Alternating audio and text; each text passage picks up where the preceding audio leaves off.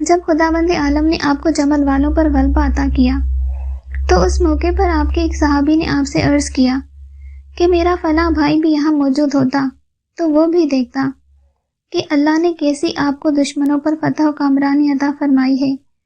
تو حضرت نے فرمایا کہ کیا تمہارا بھائی ہمیں دوست رکھتا ہے؟ اس نے کہا کہ ہاں۔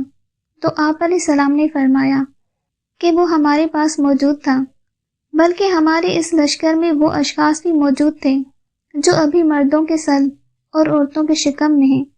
عنقریب زمانہ انہیں ظاہر کرے گا اور ان سے ایمان کو تقویت پہنچے گی۔